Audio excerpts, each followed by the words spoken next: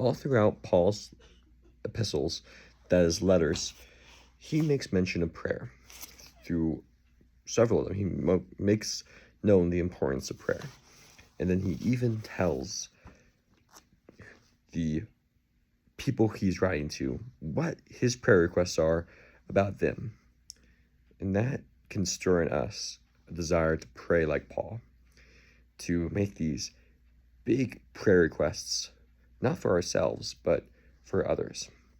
That's really what we should be doing. Our prayer life needs to be strengthened. I know it can be hard sometimes to treat prayer as the life of the soul, as basically our breath, having almost constant communication with God. And instead, we make it a habit that we do right before meals, if even then. So going into this year, we have a new year. There's this opportunity to start new, to start fresh, to make a resolution and to stick to it. And perhaps having a stronger prayer life is a great resolution for us to have. There's another text I want to share as well. It's not a text, it's an excerpt, it's a quote from an author. Another important thing about prayer is that we're in danger of forgetting God, of looking at the things which are seen instead of beholding by the eye of faith the things which are unseen. And that's when misfortune or calamity comes. We are ready to charge God with neglect or cruelty.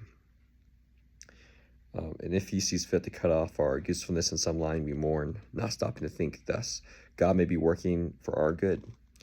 And we need to learn that chastisement is a part of his great plan, and that under the rod of affliction, the Christian may sometimes do more for the master than when engaged in active service. That, again, brings us to this selfish attitude that we as humans have inherently gotten from our first parents, Adam and Eve, after they sinned. We look at ourselves and that we are integral to God's plan, when in reality we are just the supporting cast, and we are the Christian soldiers in this fight. We will go wherever God needs us most. That should be our prayer as well. So prayer is not about self, it's about selflessness. It's about asking God. I think about the famous line from John F. Kennedy's speech, not what heaven can do for us, but what we can do for heaven.